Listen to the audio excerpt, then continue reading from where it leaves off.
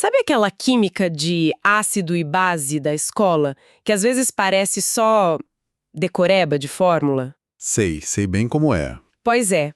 Acontece que ela é a base de um sistema de controle assim incrivelmente sofisticado e que opera em tudo, desde um laboratório até, bom, o nosso próprio sangue. Exato. Hoje, a gente vai mergulhar num material que é uma aula bem completa sobre equilíbrio ácido-base, para tentar entender como esse controle funciona. Exato. A nossa missão aqui é meio que desvendar essa lógica. Certo. Vamos começar vendo como a química usa cores para nos dar pistas visuais, sabe? Para a gente conseguir enxergar o que está acontecendo. Isso. Depois a gente vê como usamos isso para controlar reações com uma precisão absurda. E, por fim, Aí a gente chega na parte mais espetacular. nos sistemas que se controlam sozinhos. Aqueles que, no fim das contas, tornam a vida possível. Perfeito. O tema de hoje é o controle. E a primeira parada é quase mágica, né? Como é que um líquido incolor pode, com uma única gota, virar um rosa-choque? Assim, instantaneamente.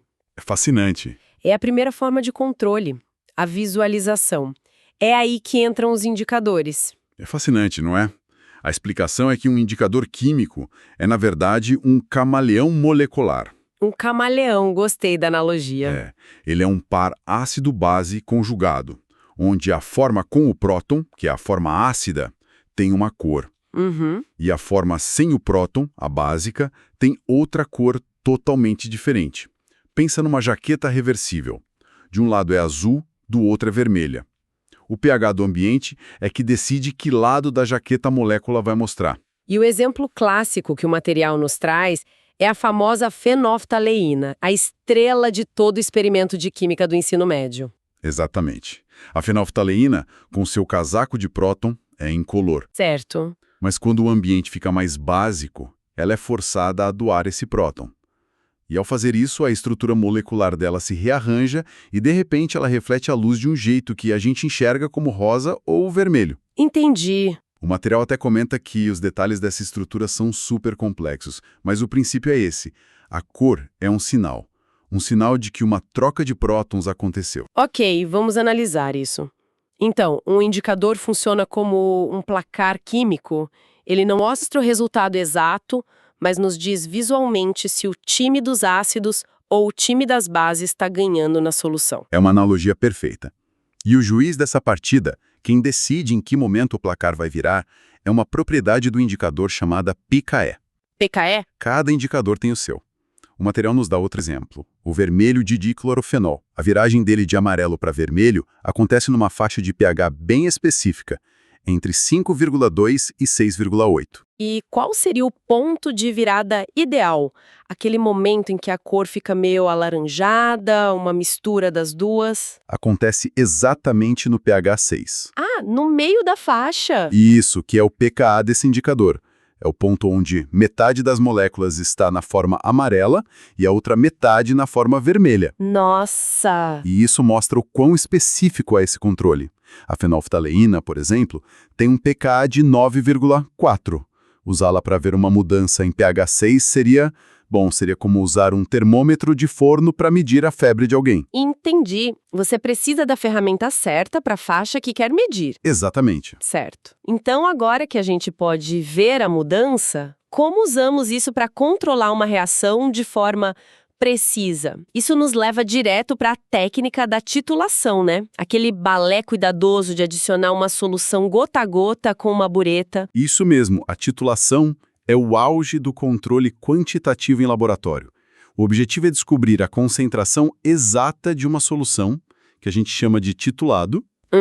Para isso, a gente reage com ela, gota a gota, uma outra solução de concentração perfeitamente conhecida, o titulante. E o indicador está lá como nosso espião para nos dizer o exato momento em que a reação acabou. E aqui, o material que a gente analisou aponta um detalhe que me pareceu crucial, mas que muitas vezes passa batido. A diferença entre ponto de equivalência e ponto final. Sim. Parecem sinônimos, mas não são. E essa distinção é a diferença entre a teoria e a prática. O ponto de equivalência é o ideal matemático.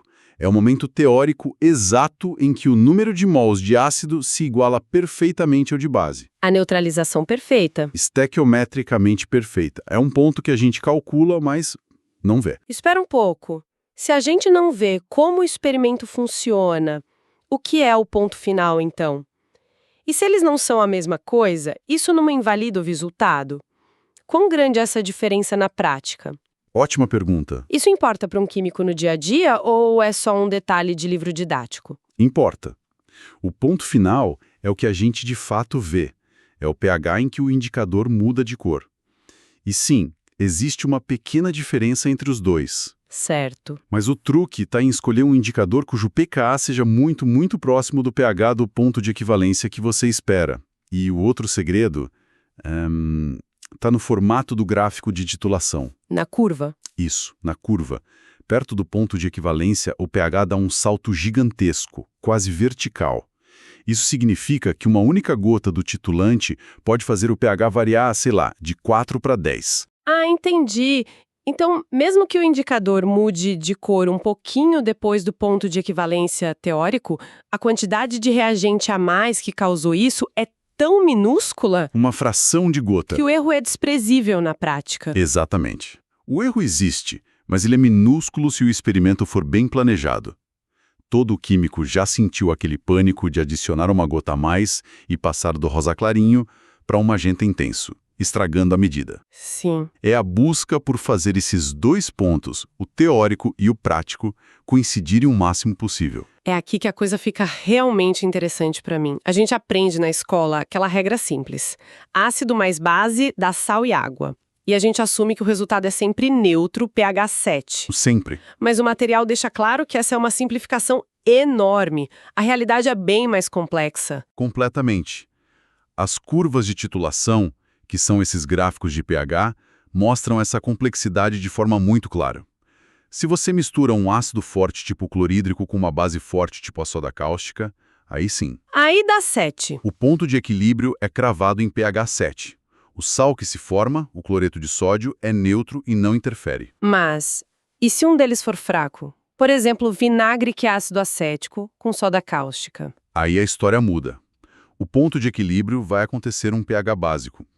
No exemplo do material, é em 9,2. A solução final não é neutra, ela é alcalina. Isso é incrível!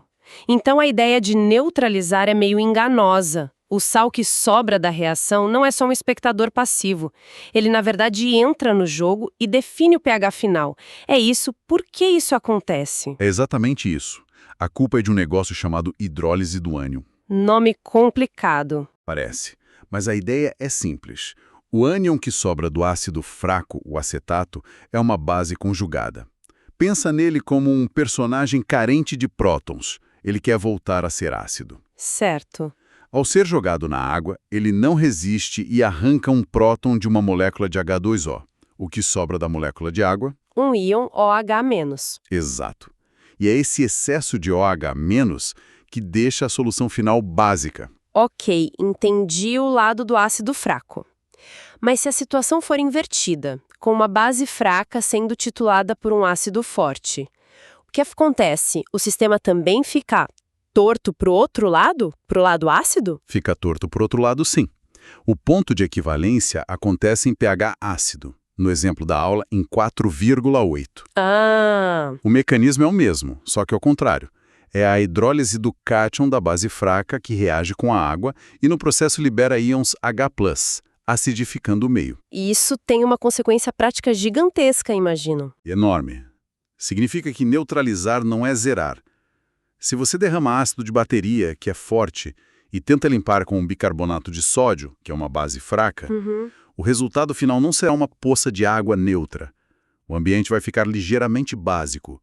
Essa química sutil dita o resultado de reações em tudo, da culinária ao tratamento de efluentes industriais. Nossa. E a coisa pode ficar ainda mais complexa, como o material mostra com ácidos polipróticos. Que dão mais de um próton. Exato. Como o H2SO3 mencionado na aula. Ele tem 2 prótons para doar, certo? Certo. E ele não os doa de uma vez. Ele doa em etapas. Por isso a curva de titulação dele tem 2 saltos, 2 pontos de equivalência. Um para o primeiro próton, outro para o segundo. E aí, para ver isso, você precisaria de mais de um indicador? Exatamente. Precisaria de 2 indicadores diferentes, um para cada faixa de pH. É um nível de controle ainda mais refinado. Mas olha que fascinante essa região no gráfico do ácido fraco antes do grande salto. Veja como a curva fica quase plana. É verdade, mesmo adicionando base, o pH quase não muda. Ele sobe bem devagar. Exato. É como se a solução estivesse lutando, resistindo à mudança de pH que a gente está tentando impor. E essa luta, essa capacidade de resistir, é exatamente o que define o nosso próximo conceito, talvez o mais importante de todos. As soluções tampão. Elas mesmas. Ah, então o tampão não é um conceito separado. Ele aparece dentro do processo de titulação de um ácido fraco. A gente estava vendo ele o tempo todo sem saber. Precisamente. Uma solução tampão é essa mistura de um ácido fraco com a sua base conjugada que age como um sistema de defesa química. Um sistema de defesa? Pensa no tampão como o amortecedor de um carro. A estrada, que é seu corpo, ou uma solução, pode ter buracos, que é a adição de ácido, ou lombadas, que é a adição de base. Certo. Mas o amortecedor absorve o impacto, e a viagem, o pH, continua suave e estável. A aula usa o exemplo do tampão acetato, a mistura de ácido acético com íons acetato, e menciona a equação de Henderson-Hasselbalch. Sim, essa equação é basicamente uma calculadora de pH para tampões. Ela nos permite prever ou criar um tampão com um pH específico, simplesmente controlando a proporção entre o ácido e sua base conjugada. A ferramenta para projetar os amortecedores. Exatamente. É a ferramenta matemática. E um fato curioso que a aula traz é que ela foi desenvolvida por 2 pesquisadores de forma independente, em épocas e lugares diferentes. Uma grande coincidência científica. E essa capacidade de absorver impactos não é só útil em laboratório. Ela é literalmente a diferença entre a vida e a morte. O material dá o exemplo de altíssimo risco, o nosso sangue. Sem dúvida, o exemplo mais crítico. Nosso metabolismo é uma fábrica constante de ácidos. Se a gente não tivesse um sistema de controle, o pH do nosso sangue despencaria e morreríamos em minutos. Que loucura! O pH sanguíneo precisa ficar numa faixa minúscula, extremamente estreita. E para garantir essa estabilidade, o sangue usa sistemas tampão ultra eficientes. E quais são as principais? O material destaca 2. O tampão fosfato, que é muito importante dentro das células, e o principal do plasma sanguíneo, o tampão carbonato-bicarbonato. Certo. Esse sistema está diretamente ligado ao dióxido de carbono, o CO2, que a gente transporta no sangue. Como essa ligação funciona? O CO2 dissolvido no sangue reage com a água e forma ácido carbônico, que é um ácido fraco. Ele fica em equilíbrio com sua base conjugada, o íon bicarbonato. Se um ácido entra no seu sangue, por exemplo, o íon bicarbonato age como uma esponja, absorvendo os prótons H+ e impedindo que o pH caia. E se for uma base? Se uma base entra, é o ácido carbônico que doa seus prótons para neutralizá-la. É o princípio de Le Chatelier em ação, em tempo real, dentro das nossas veias. O sistema se ajusta instantaneamente para combater qualquer perturbação. Exato. E o controle é ainda mais genial porque envolve até a nossa respiração. Se o sangue fica muito ácido, o cérebro detecta e aumenta a frequência respiratória. Para quê? Para expulsar mais CO2. Exatamente. Para expulsar mais CO2.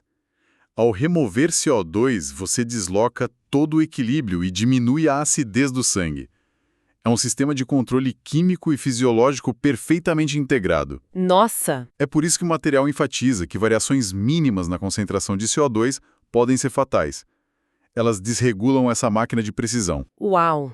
Que jornada! Começamos com algo tão simples como uma mudança de cor num tubo de ensaio. Sim. Passamos pela precisão de controlar uma reação gota a gota, descobrimos que a neutralidade é um conceito relativo e chegamos a esse sistema de controle automático e vital que é o tampão sanguíneo. A lógica é a mesma. Só a escala e a importância que mudam drasticamente. É um balé perfeito de equilíbrios dinâmicos. A química ácido-base não é sobre reações que simplesmente acontecem e acabam. É sobre sistemas que se ajustam, resistem e se reequilibram o tempo todo para manter estabilidade.